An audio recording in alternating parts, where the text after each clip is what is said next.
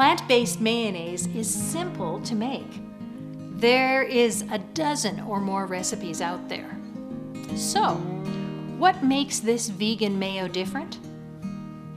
5 reasons. It tastes fantastic. There's no faint tofu flavor. It's the basis of an assortment of salad dressings and dips that I will show you in other videos. It is soy-free. It is oil-free. And you can preserve it in jars for your pantry.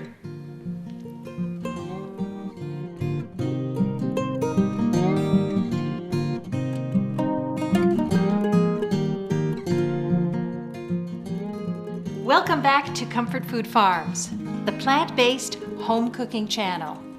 If this is your first time, I'm Kari Greger. I'm so glad you've tuned in. Let's get into it.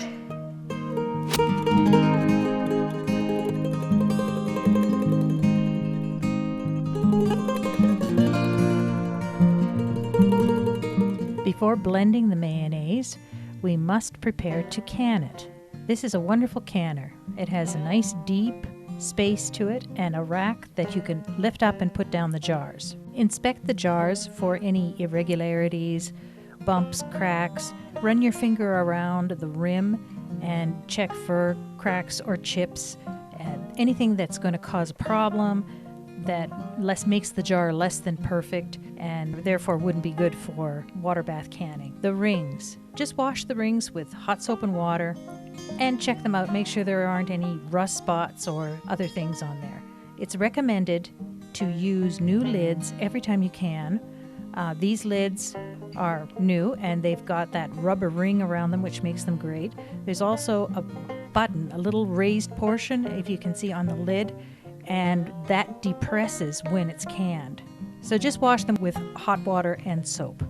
I'm putting the jars into the canner and going to lower them into the bottom of the canner, and I've covered them with water. Make sure you cover them a good 1/2 inch to 1 inch. And this will be boiled for 10 minutes. The boiling water sterilizes the jars. I'm making a very large batch of mayonnaise because I intend to can it. So I've used 3 cups of cashews, cover them with water, put them on the stove, and bring them to a boil. Boil them for 10 minutes. The large batch makes about 8 or 9 pints of mayonnaise. So we're going to start with apple cider vinegar, 3/4 cup. And we have lemon juice, 3/4 cup.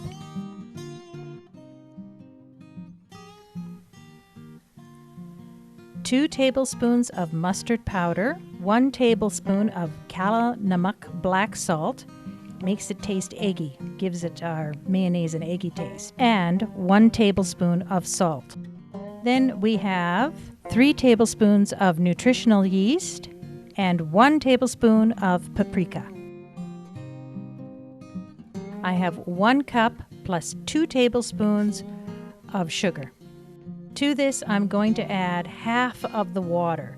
I'm concerned that my blender is going to push out the top a little bit. This is a very large blender size, so it can handle the 9 3/4 cup of water, but I don't need all of the water to blend the cashews, so I'm only going to put half of it in. Now I have drained and rinsed the cashews, 3 cups that have been boiled for 10 minutes.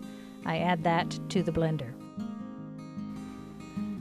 When you make it yourself, you have control over the fat, salt, and sugar. However, if you want to preserve this mayonnaise in jars for your pantry, you must stick to the levels of salt, sugar, vinegar, acidic juices that are in the recipe. These things are all natural preservatives, and they contribute to the low pH value of this mayonnaise. They are the things that are possible, make it possible for us to preserve this condiment in jars. Now, if you have eliminated all of the sugar and salt from your diet, more power to you. I'm I know that that is sometimes necessary depending on what your dietary goals are. So then I wouldn't preserve it. I would make it up, put it in the fridge, and enjoy it, because it does taste wonderful even if you take all the salt and sugar out of it. If you have found good information in this video, like it, subscribe, and hit the bell. Oh, and if you make this recipe, leave me a comment below. I'd like to know how it turns out for you. Run the blender for a few times.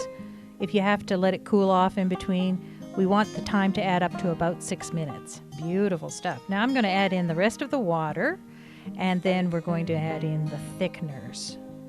This is tapioca's flour, or tapioca starch. I have 1 cup plus 2 tablespoons.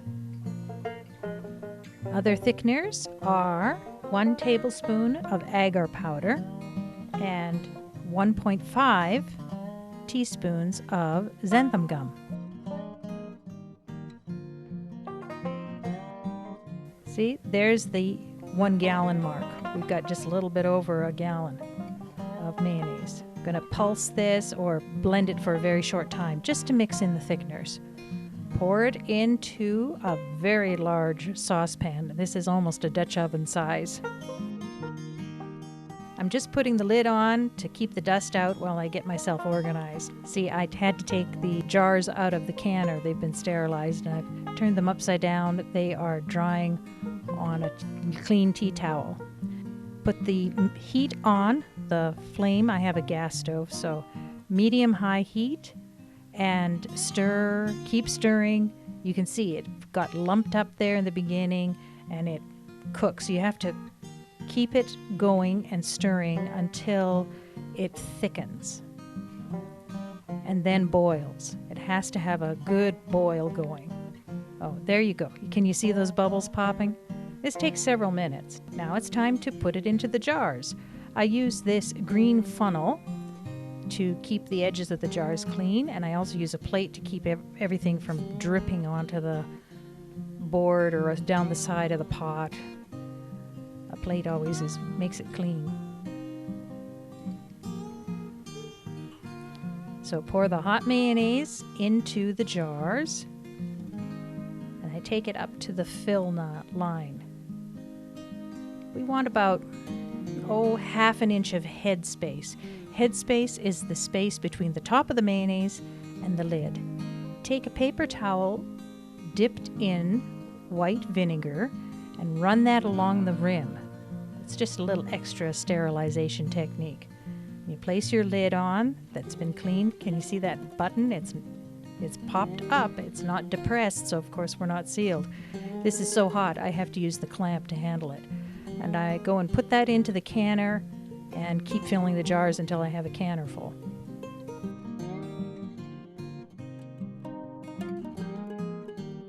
If you do this when it's hot, you're not going to have a problem with bubbles along the sides. You notice this is different than when I did the cheese. I had to keep dislodging the bubbles along the sides of the jar, but this goes in hot and much more liquid. So tighten it, just finger tight, and then a little 1/4 inch back. So you want it nice and tight to the top of the jar, but you want a little bit of breathable space so that it lets the air out of the jar as it hot water bath cans. We're trying to create a vacuum seal. As I said, I am making the large recipe, a large batch for canning. This is a multiplication of the small recipe. I will post both on the website page so that you can print off which size you want. I would recommend you start with a small size first and then determine if you like it, then go to the canning size.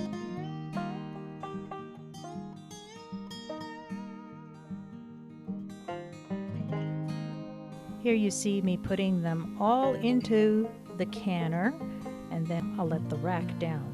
Something happened when I was filming this and I didn't get film of this batch in the canner. So the next you'll see there'll be less jars in there. It shows you how to use the same water bath can to do multiple batches. Make sure that the water is at least an inch over top of the jars. Now this is the type of boil that you want, a nice rolling boil, and you want to maintain that for 20 minutes. So I'm putting the lid back on. I might lower the temperature a little bit to keep it boiling, setting my timer for 20 minutes. After 20 minutes, there, we're finished processing. As you can see, this was a later batch because the ones are already out. I just didn't get a film of the first batch boiling. Put the lid back on, shut the heat off, let it sit for 10 minutes. It has to settle down. It's been actively boiling and we don't want to move the jars when it's been boiling that hard. There, look at that beautiful mayonnaise.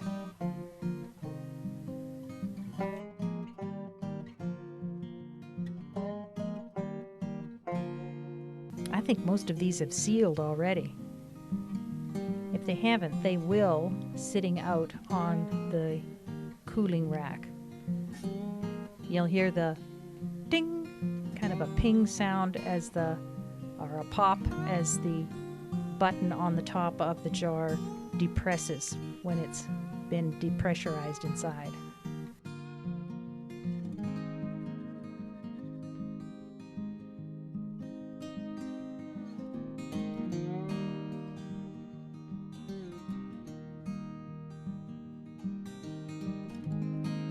Yeah, that button has depressed. That one's already canned.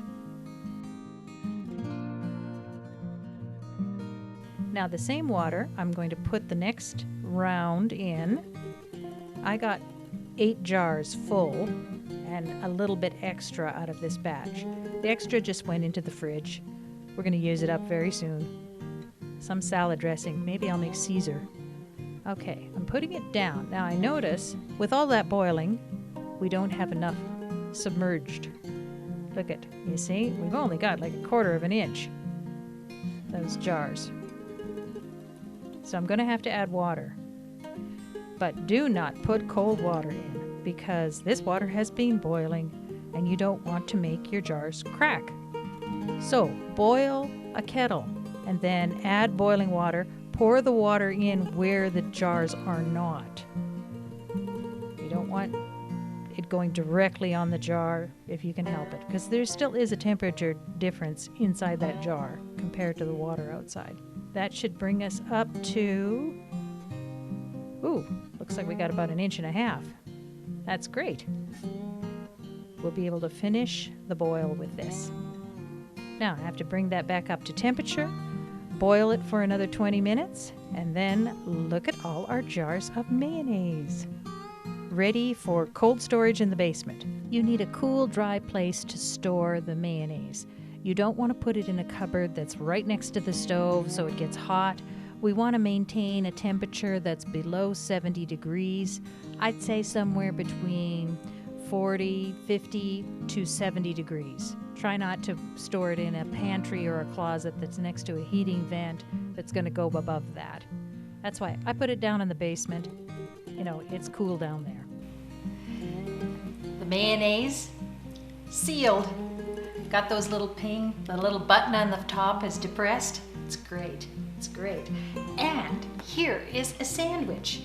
Take a look at that gorgeous, gorgeous mayonnaise. Look. Now, this sandwich is delicious. I love this one. I've made 100% whole wheat bread, which I've told you before, I will do that in a recipe at some point. I've got some sweet onions in here. I put in mushrooms. If you slice mushrooms very thin, it makes a great lunch meat. And then I've got some smoked cheddar that I made, plant-based smoked cheddar. It's covered with chili powder, and on the top, we have spinach. So this is a really fantastic sandwich. I was just waiting for you to watch to put it all together.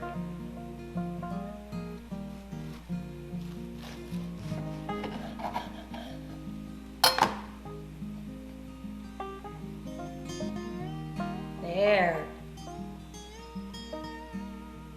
See? Mmm.